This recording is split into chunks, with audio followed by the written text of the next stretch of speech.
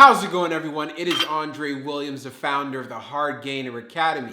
And what we're going to be talking about today is a question that I get very often. And the question is, what is the fastest way to build muscle? So like I normally do, let's dissect this question. The first part about it is, when it comes to building muscle, it is a marathon and not a sprint. There's only so much muscle that you can put on naturally over a certain period of time. And this will vary for a lot of different individuals. So for myself, using as an example, I was able to put on 40 pounds of muscle. So for other people, they might be able to put on more, and for some people, they might only be able to put on less. But one of the ways that you can go about building muscle very fast is by taking PEDs or steroids. If you're not going to take that route, then you know what? Here's what we're going to be talking about in the video to help you build muscle fast naturally. The first thing is your nutrition. You want to make sure that you're getting enough protein. Protein is important because we need protein in order to build muscle. A great starting point in regards to how much protein you should be consuming is consuming between 0.6 or 0.8 grams per pound of body weight. Or even you can use your ideal weight. So let's say, for example, you weigh 200 pounds, but your goal weight is to be 180 pounds, then start with 180 pounds. Now, when we look at carbohydrates, you want to make sure you're consuming a good amount of carbs. Carbs are important because that will help you perform better in the gym or when you're working out. It could be from home as well. Why is that important? Why is performance? What does that have to do with muscle growth?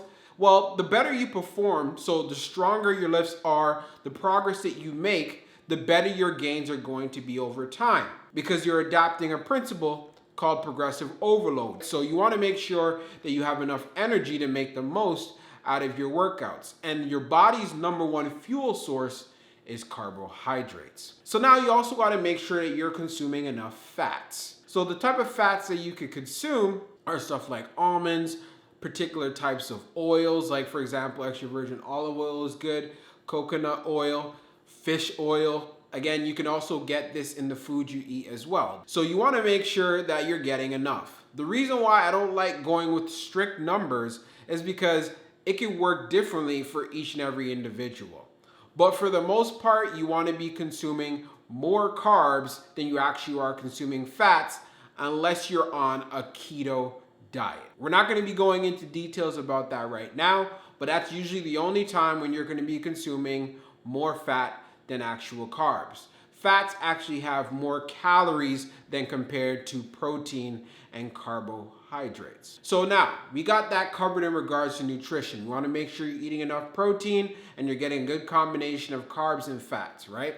The second part comes down to is your determination and your effort. If you're going to be working out and you're not putting your best foot forward every single time, your body knows that. Your body knows what you are capable of. So you want to make sure that you're constantly pushing yourself. If you're kind of just laying back and you're just going through the motions and you're not really putting in that hard work, then you're not going to build muscle as fast as you actually can. You're holding yourself back. Another thing is getting enough sleep. Sleep is so important. And the main reason being is because, hey, that's when our bodies repair itself. When you work out, you're tearing your muscles down. So those muscle fibers need to repair themselves. And it likes to do that when you're sleeping. It does do it outside of sleeping time, but you yield the most benefits by getting enough rest. So you want to make sure that you're getting at least 6 to 8 hours of sleep every single night. If you're unable to get it straight, then make sure you're taking some naps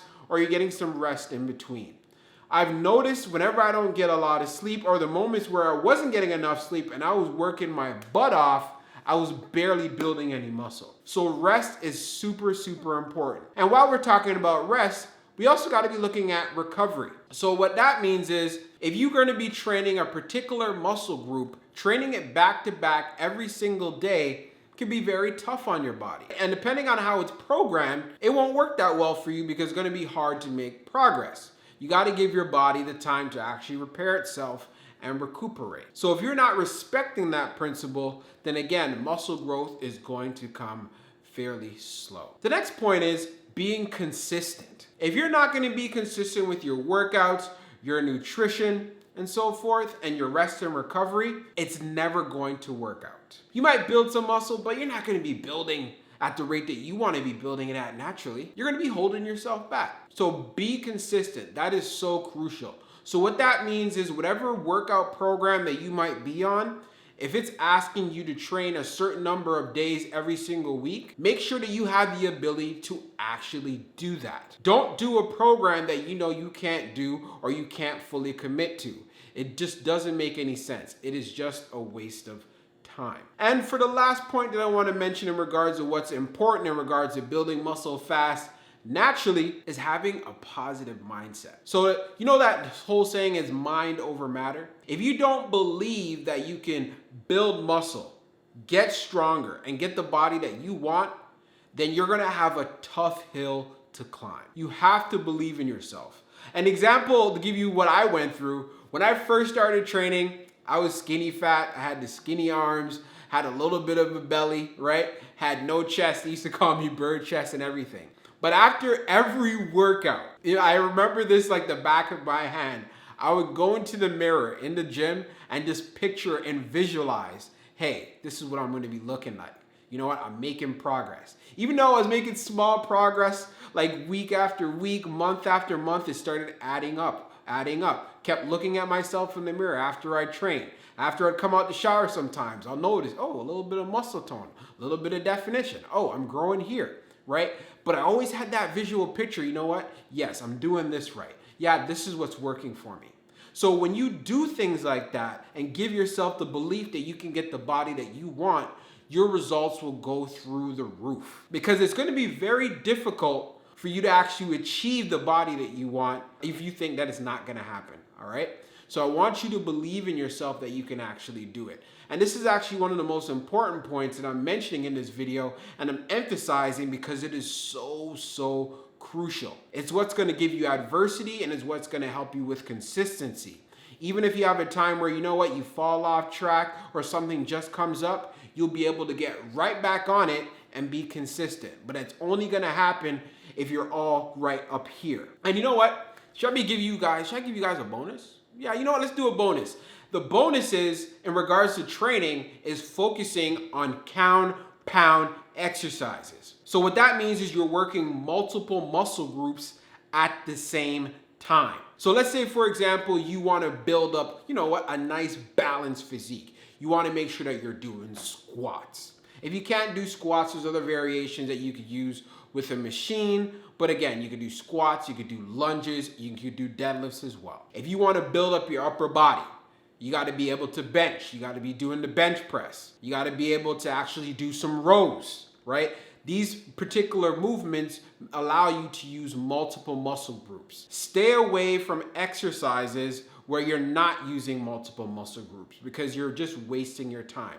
Your body grows very well and consistently as a unit utilizing compound exercises. As the years go by, then if you want to throw in some isolation exercises, then by all means do that. But I would highly suggest focusing on those compound lifts in your entire first year of training. And if you do decide to actually not do that and you want to throw in some isolation exercises or single joint movement exercises like bicep curls, chest flies, or the leg extension, make sure you keep it to a minimum. You want to focus on the exercises that'll give you the most bang for your buck. I am telling you, you're going to waste a lot of time focusing on these exercises that don't give you much results, all right? I really want to emphasize that because I hear this all the time, like, hey, I've been doing arm curls, I'm doing chest flies, oh, I saw this workout on Instagram or on YouTube, that looks pretty cool, I want to do it. I'm telling you right now, stick to those basics that I just told you. Military presses, squats, all of that stuff.